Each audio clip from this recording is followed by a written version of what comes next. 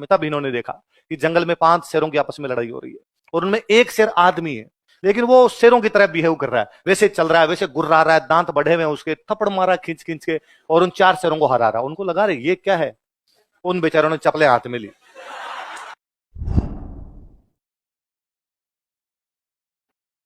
जैसे हमने पढ़ा कि मेवाड़ वाले राजा नाम के आगे कोई लगाता था रावल, बाद में लगाने लगे राणा, वैसे ये मारवाड़ वाले लगाया करते थे राव। क्या लगवाते थे? देखो मैंने बताया भी था, राव चुंडा, राव चुंडा की बेटी हंसाबाई बताया था। पहला जो इनका राजा उसका नाम है राव सिंहा। क्या नाम है? लिखो, हेडिंग डालो, राव सिंहा।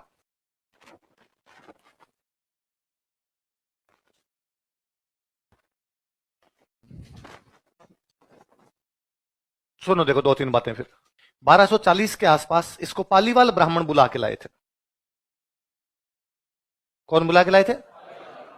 पालीवाल ब्राह्मण इसको लेके आए थे। उन्होंने कहा भाई तू हमारे साथ चलो और हमारी रक्षा कर। ये बदायूं से आया था, मैं बता रहा हूं, कन्नौज में हार गए तो कन्नौज के पास में एक जगह चले गए, तो जगह का नाम क्या था? बदायूं। तो कहां से आया था? बदायूं। यहां अपने आके जो नया डिस्ट्रिक्ट बना बाड़मेर से तोड़ के बालोतरा, बालोतरा में एक जगह थी खेड़। कौन सी थी? खेड़। ये इनकी राजधानी थी और यहाँ एक युद्ध में लड़ता हुआ ये मारा जाता है। उस जगह का नाम है बिठू। बिठू पड़ता है पाली में। बिठू कहां पड़ता है? तो राजस्थान आने वाला या राजस्थान के राठौड़ों का संस्थापक कौन था? कब आया? किसकी सहायता के लिए? कहां से? राजधानी कहां पे? छतरी कहां बनी हुई? बिठू कहां पड़ता है? पाली। खेड़ कहां पड़ता है? बालोतरा। पहले बाड़मेर, अब डिस्ट्रिक्ट कौन सा हो गया? पाली। एक बार लिख लो फिर मैं बताता हूं। 1240 ईस्वी में, इन 1240 एडी, 1240 ईस्वी में, 1240 एडी, पालीवाल ब्राह्मणों की सहायता के लिए, टू हेल्प पालीवाल ब्राह्मण्स, यह है बदायूं से राजस्थान आया था। ही केम टू राजस्थान, या यह है बदायूं से मारवाड़ आया था। ये लिख लो, he came to Marwar from Badaun. यह है बदायूं से मारवाड़ आया था। बदायूं यूपी में जगह पड़ती है कन्नौज के पास। He came to Marwar from Badaun. राजधानी लिख लो खेड़, छतरी लिख लो बिठू। सेनेट ऑफ, कैपिटल और सेनेट ऑफ, खेड़ बलोत्रा, बिठू पाली।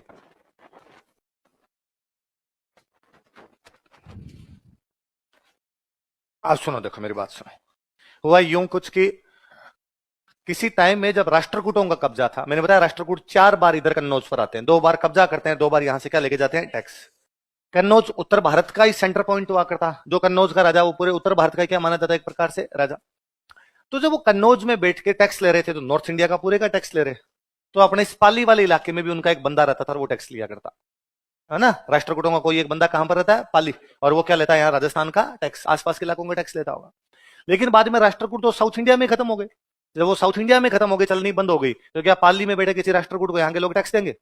पहले क्यों दे रहे थे? डर लगता था कि साउथ वाले राष्ट्रकूट आगे जबरदस्ती करेंगे, इससे अच्छा उनका जो बंदा बेटा उसको क्या दे दिया जाए? टैक्स।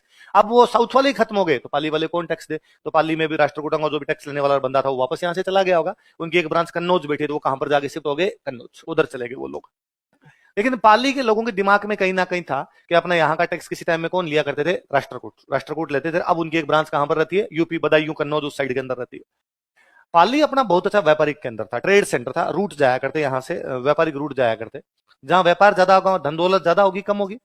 और धन दौलत ज्यादा है तो वहां पे लूटमार भी ज्यादा होगी। भाई जहां पैसे होंगे वहीं पर तो कोई लूटमार करने आएगा, वरना नंगात नाई क्या निचोड़े क्या? भाई होना चाहिए कि लूटमार करने के लिए। मेरे को याद है एक बार बहुत पहले हम जब पढ़ा करते तो दिलीप सर के घर में एक बार चोरी हो गई। तो सर ने हम सबको मिठाई खिलाई क्लास में।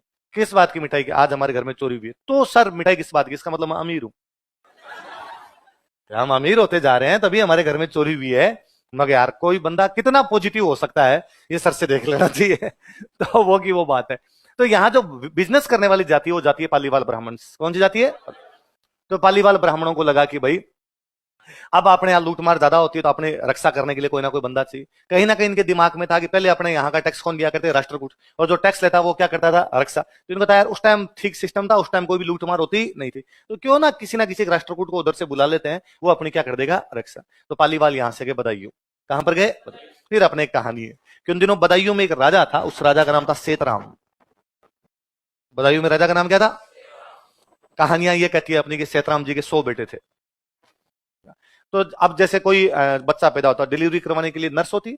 अपने गांव में अभी तक उन महिलाओं को बोलते हैं दाई, है ना। मैंने बताया दाई से बन गया दाए, है ना। दाई जो बच्चों का ध्यान रखने वाली दाई। तो वो जो दाई थी जो बच्चे करवाती थी, उसको ये कहा हुआ था भाई जैसे बच्चा हो तुम लाइन खींच देना, कहां पे छाया फिर देख लेंगे। तो अगर 51 नंबर पे सिहा पैदा हुआ, सिहा पैदा हुआ, तो वो दाई बेचारी लाइन खींचनी भूल गई। है ना।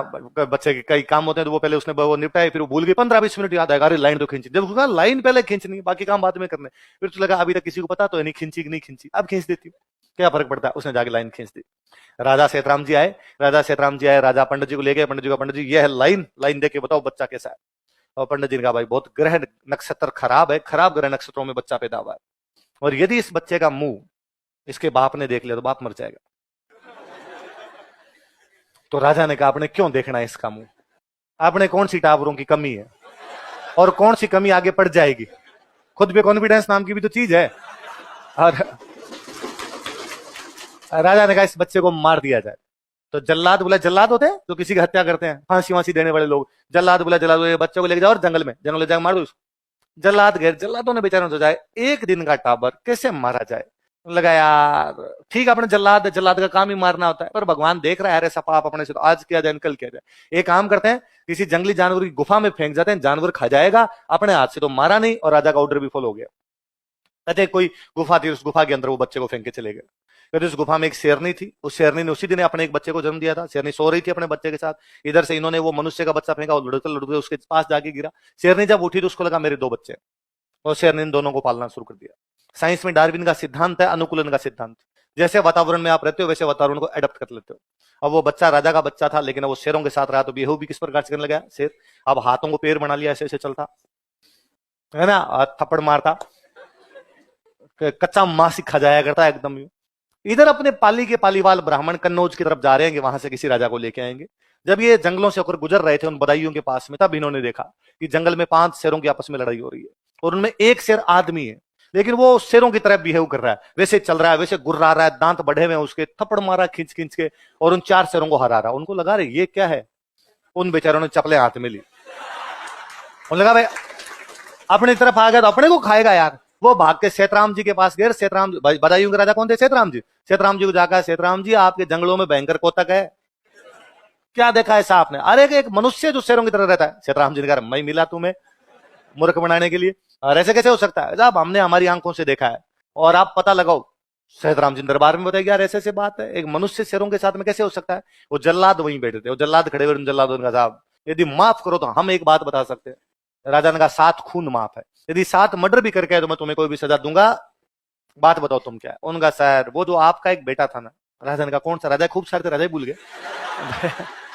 राजा राजा ने कहा कौन सा, वही सर 51 जो था आपका, जो आपने कहा था ना जंगल में मार के आओ। हाँ सर हम उसको मार के नहीं थे, तो हम उसको गुफा में फेंके, सर हो ना हो सर ये टाबर वो है। तो राजा ने कहा पर यार ये तो बहुत गलत ग्रह नक्षत्र में पैदा हुआ था, और पंडित जी ने कहा था कि इसका मुंह तो बाप देख लेगा तो बाप मर जाएगा।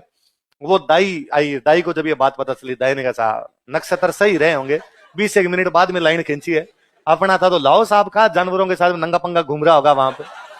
सेना भेजी, सेना भेज के पहले तीर वीर मार के घायल किया। यूं तो आए कैसे, शेर को कैसे पकड़ा जाए, घायल करने के बाद बांध के उसको लेके आए, होश आया वापस, मिनख दिखाई उसको कि ये रे सही देख ले एकदम यूं। लेकिन अब वो शुरू में तो भाई साहब वैसे गुर्रा है, फिर उसके पहले बाल बाल काटे होंगे, थोड़े दांत आगे से छोले होंगे, है ना। फिर उसको रोस्टेड खिलाया, थोड़ा क्या कच्चा कच्चा खाता रहता, रोस्टेड खा के देख थोड़ा ठीक है। अनुकूलन का सिद्धांत है, आप जैसे वातावरण में रहते हो वैसा हो जाते हो। कहते हो अब वो मनुष्यों के बीच में रहा तो कैसा हो गया मनुष्य। पालीवाल ब्राह्मण कलकत्ता साइड में बिजनेस करने के लिए, बंगाल साइड में बिजनेस करने के लिए गए। उधर से वापस जब लौट रहे थे तब उन्होंने राजा कहा कि राजा हम एक बात बता गए थे। राजा ने कहा थैंक यू यार, ये तो मेरा बेटा ही था यार, और आपने बहुत अच्छा काम किया, मेरे को मेरे बेटे से मिला दिया। तो उन्होंने कहा आजकल खाता नहीं है क्या, नहीं नहीं गुर्राता तो है कभी कभी, पर अब एकदम सही रहता है, अब तो कपड़े भी पहनने लग गया है। पहले तो जिंदाबाद ही घूमता था। तो राजा ने पूछा कि यार मेरे लायक कोई सेवा हो तो मुझे बताओ तुम। तो उन्होंने कहा कि सर हम तो आपके पास काम के लिए आ रहे थे, पर रास्ते में कांड हो गया, फिर आगे जाना था, ये रह गई बात। क्या काम, सर हमारे पाली में कभी तुम्हारे राष्ट्रकूटी बैठ के हमारी रक्षा किया करते थे, अब हमारी रक्षा करने वाला कोई नहीं, आए दिन लूट मार होती है, बिजनेस क्लास के लोग हैं, हम खुद बंदूकें उठा नहीं सकते, खुद तलवार उठा नहीं सकते, खुद हथियार नहीं उठाएंगे, तो रक्षा करने के लिए कोई तो चाहिए। इसलिए यदि कोई राजकुमार आप दे दो तो वो चल के हमारी वहां पर रक्षा कर देगा, और हम जो उसको क्या दे देंगे, टैक्स। राजा ने कहा खूब सारे बेटे मेरे, किसी को ले दो। उनका किसी को नहीं, ये जो सिंहों के साथ रहा था इसको दिया जाए, सिंहों के साथ रहा इसलिए नाम है सिंहा। क्या नाम है, उसको लेके आए, वो खेड़ अपनी राजधानी बनाता है, पाली वालों की रक्षा करता है। ऐसे किसी युद्ध में बिठू के अंदर लड़ा हुआ। बात समझो, तो राजस्थान में राठौड़ों का संस्थापक कौन माना जाता है, कौन माना जाता है, राव जोधपुर के किले में ऐसी एक तस्वीर लगी हुई, एक पेंटिंग लगी हुई जिसमें 5 शेर आपस में लड़ रहे हैं, एक शेर जो बाकी 4 शेरों को पीट रहा है। राव सिंह की पेंटिंग है, राव सिंह शेरों के साथ रहा, कहानियां चली आ रही थी, कहानियों के आधार पर किसी ने क्या बना दी, पेंटिंग। एक अंग्रेज इस किले में आके कई दिन तक रुका, उस अंग्रेज को ये पेंटिंग बड़ी पसंद आई। उसने लोगों से पूछा कि यार ये प्लॉट बड़ा शानदार है, और ऐसा कैसे हो सकता है कि एक मनुष्य जो है वो शेरों के साथ रहे, शेरों से लड़े। लोगों ने कहा मनुष्य मनुष्य क्या कर रहा है, सीओ जी महाराजा हाथ जोड़, हमारे पूर्वज है भाई साहब, और ये शेरों के साथ ही रहते, इसलिए नाम इनका तो क्या है, सिंहज। और उसको ये कहानी सुनाई गई, उसको ये कहानी बड़ी पसंद आई। उसने इस कहानी पर बुक लिखी, द जंगल बुक। कौन सी बुक लिखी, जिसका पूरा कैरेक्टर है मोगली। इसी प्रकार से तो है, जंगल में रहता है, मनुष्य का बच्चा है, पशुओं के साथ में रहता है। और क्या गीत हिट हुआ बाद में, हमने उस पर बनाया, तो जंगल जंगल बात चली है, चड्डी पहन के फूल खिला है।